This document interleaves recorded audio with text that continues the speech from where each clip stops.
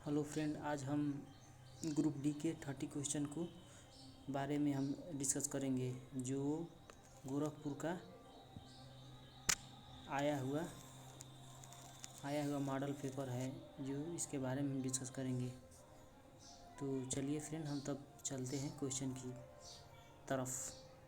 देखिए फ्रेंड, पहला क्वेश्चन है, इस प्रकार का है। देखिए फ्रेंड, पहला क्वेश्चन इस प्रकार का है। पूर्व में विस्तारित वह कौन सी पर्वत श्रेणी है जो भारत और म्यांमार के बीच में स्थित है? देखिए फ्रेंड, जो वो भारत और म्यांमार के बीच में है, वो कौन सी पर्वत श्रेणी है? देखिए फ्रेंड, पर्वत श्रेणी देखिए हम देखते हैं। पहला गारो, दूसरा खासी, जयंतिया और उपयुक्त। फ्रेंड, ये तीनों भारत और बांग्लादेश के बीच में है, तो राइट आंसर हो जाएगा ऑप्शन नंबर डी। चलिए फ्रेंड, आगे चलते हैं। क्वेश्चन नंबर 2, वह कौन सा राज्य है जिसकी उत्तर प्रदेश के साथ सीमा साझा नहीं करता है? फ्रेंड, भारत का वो कौन सा राज्य है जो उत्तर प्रदेश के साथ सीमा साझा नहीं करता है? देखिए फ्रेंड, बिहार करता है, हमारे पड़ोसी देश है, पड़ोसी राज्य है, और राजस्थान भी करता है, झारखंड भी करता है। फ्रेंड, पंजाब नहीं करता है, तो राइट आंसर हो जाएगा पंजाब। चलिए फ्रेंड, आगे चलते हैं। क्वेश्चन नंबर 3, कर्क रेखा कहाँ से होकर नहीं जाती है? फ्रेंड, कर्क रेखा 8 राज्यों से होकर गुजरती है। पहला गुजरात, राजस्थान, मध्य प्रदेश, छत्तीसगढ़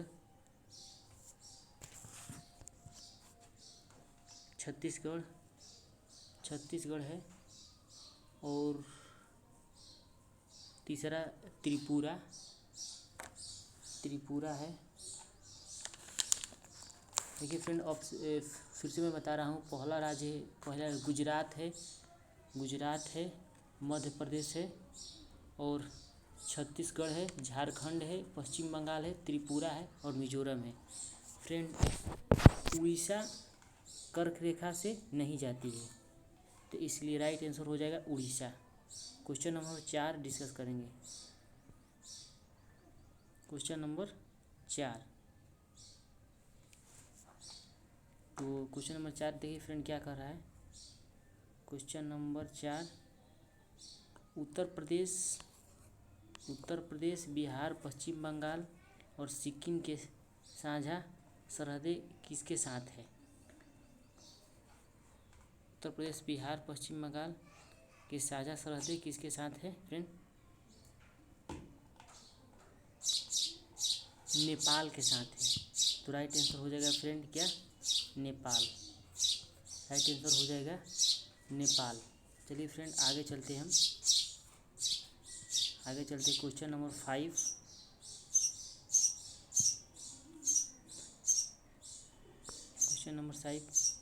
फ्रेंड करते हैं। देखिए, निम्न में से किसकी सर्वोच्च शिखर है?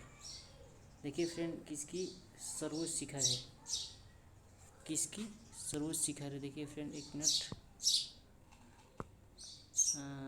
किसकी, देखिए फ्रेंड रुक जाइए, अभी थोड़ा अच्छी हो गया। किसकी सर्वोच्च शिखर है?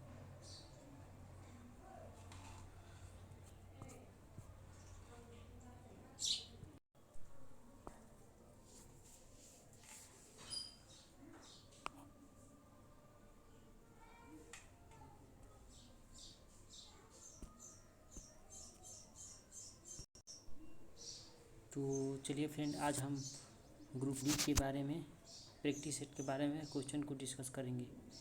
जो पहला क्वेश्चन इस प्रकार का है।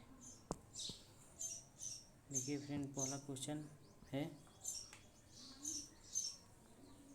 पूर्व में विस्तारित वह कौन सी पर्वत श्रेणी है जो भारत और म्यांमार के बीच में और भारत और बांग्लादेश में है? फ्रेंड, गारो भी है, और जयंतिया भी है, और खासी भी है, तो राइट आंसर हो जाएगा ऑप्शन नंबर डी। चलिए फ्रेंड आगे चलते हैं। क्वेश्चन नंबर 2, वह कौन सा राज्य है जिसकी उत्तर प्रदेश के साथ सीमा साझा नहीं करता है?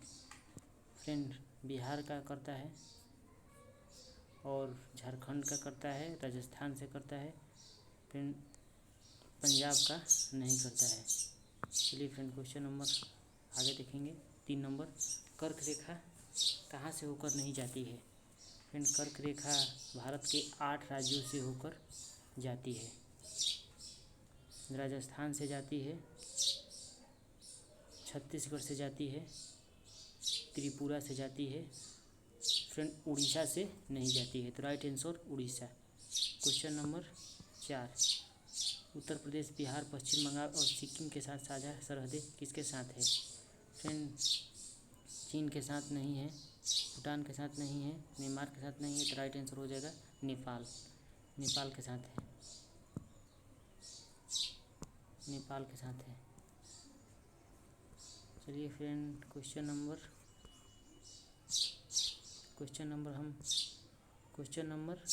5 देखेंगे। निम्न में से किसका सर्वोच्च शिखर है? किसका सर्वोच्च शिखर है?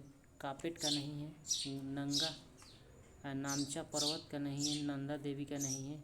फिर राइट आंसर हो जाएगा नंगा पर्वत। नंगा पर्वत जो सबसे ऊंचा शिखर है। चलिए क्वेश्चन नंबर 6 देखेंगे।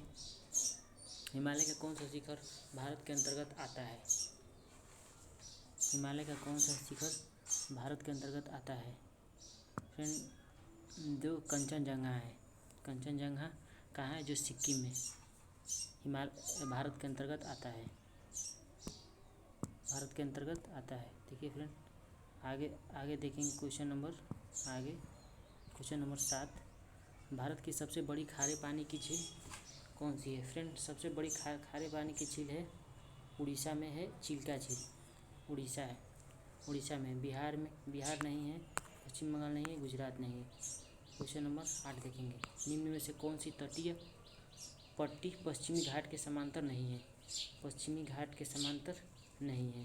देखिए फ्रेंड क्वेश्चन नंबर 8 का सही आंसर क्या हो जाएगा? देखिए क्वेश्चन नंबर 8 का कोंकण नहीं होगा, मालाबार नहीं होगा, कन्नाड़ चाहे कोरामंडल। फ्रेंड राइट आंसर हो जाएगा कोरामंडल।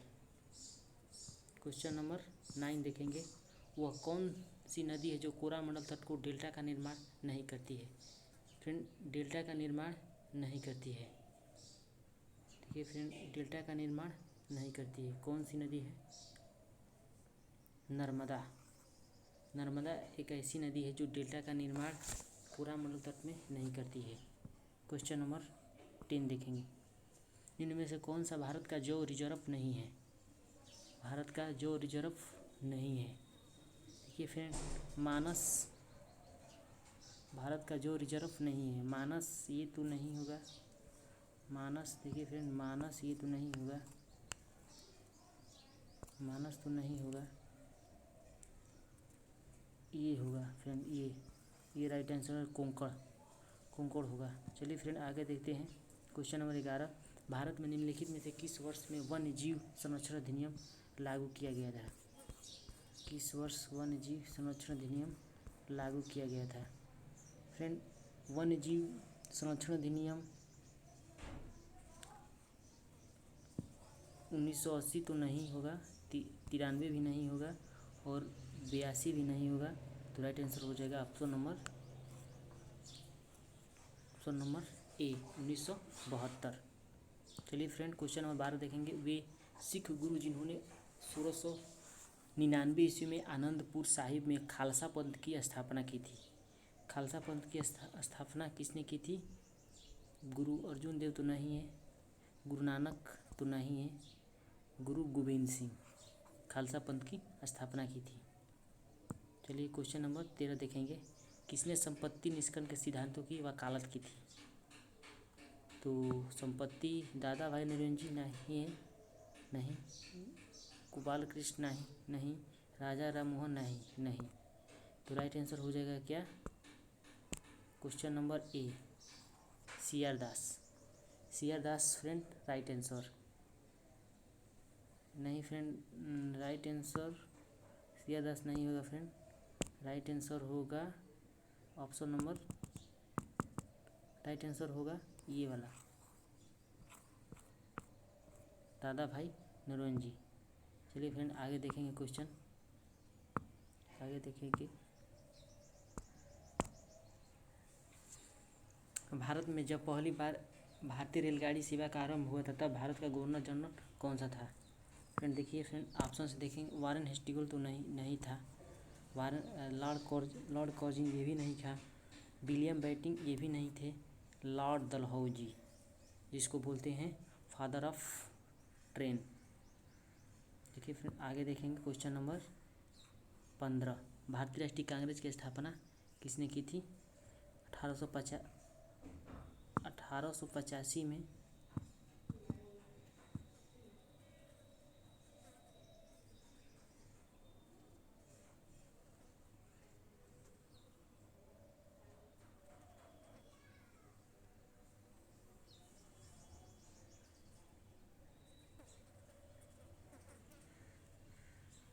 1885 में किसने किया था? एओ हयूम ने किया था 1885 में। एओ हयूम ने 1885 में किया था। एओ हयूम ने 1885 में किया था। चलिए फ्रेंड क्वेश्चन नंबर 16 देखेंगे। एम के गांधी के राजनीतिक गुरु कौन थे? एम के गांधी के राजनीतिक गुरु कौन थे? एम के गांधी के राजनीतिक गुरु कौन थे? गोपाल कृष्ण गोखले थे। चलिए फ्रेंड आगे देखेंगे क्वेश्चन नंबर 17। भारत के किस राज्य में राजीव गांधी की मानव बम हमले में हत्या कर दी गई थी? उत्तर प्रदेश में तो नहीं, केरल में भी नहीं, ये friend option number D, B Tamil Nadu में उनको बम से उड़ा दिया गया था, जैसे चिथड़े उड़ गए थे उनका।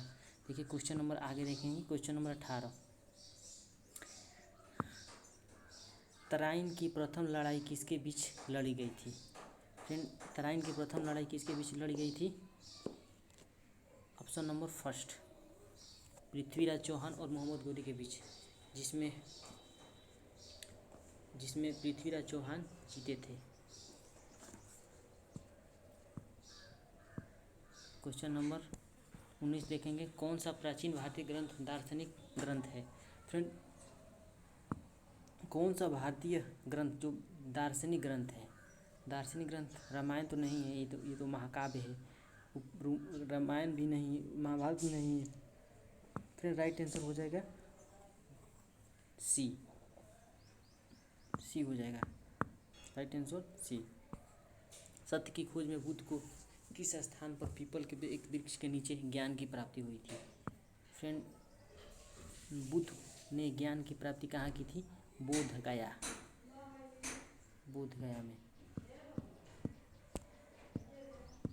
में ज्ञान प्राप्त की। देखिए क्वेश्चन नंबर 21 हम डिस्कस करेंगे। क्वेश्चन नंबर 21 डिस्कस करेंगे।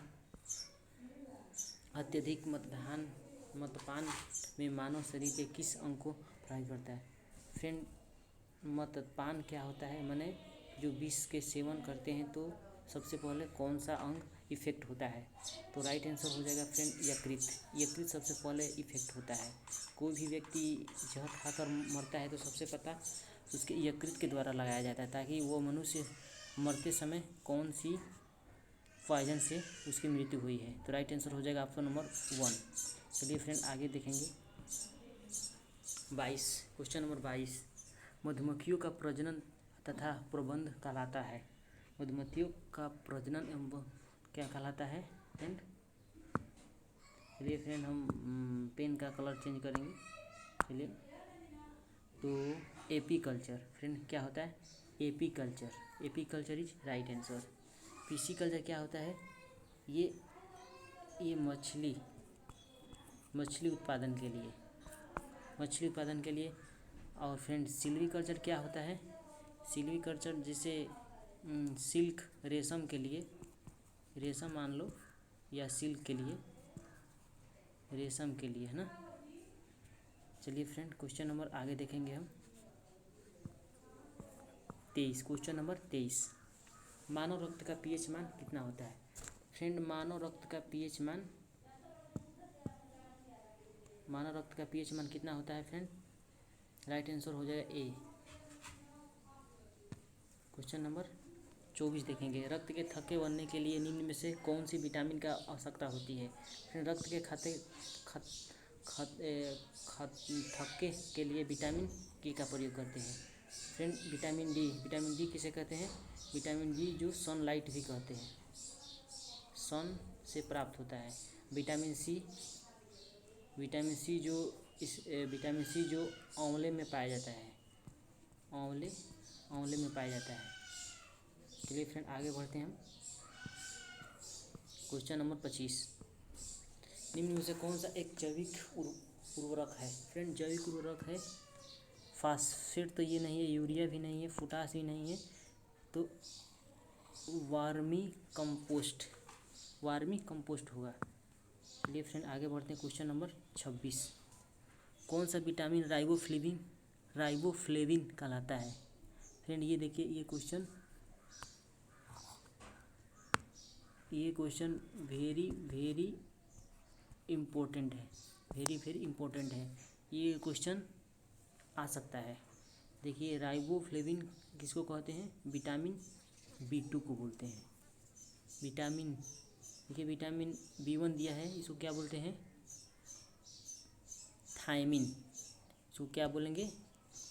थायमिन बोलेंगे फ्रेंड। अब विटामिन C को क्या बोलेंगे? स्कर्वी बोलेंगे। और विटामिन B12 को क्या बोलेंगे फ्रेंड? विटामिन B12 को क्या बोलते हैं? विटामिन B12 पैराडॉक्सिन शायद बोलते हैं, पैराडॉक्सिन बोलते हैं। चलिए फ्रेंड आगे बढ़ते हैं हम। क्वेश्चन नंबर 37, पौधे की पत्तियों को हरित वर्ण किसमें मौजूद होता है? क्लोरोफिल। Right answer chlorophyll. प्याज का कौन सा भाग हम खाते हैं? तो राइट आंसर हो जाएगा तना फ्रेंड हम खाते हैं। वायुमंडलीय हवा का सर्वाधिक बहुलक किसका होता है?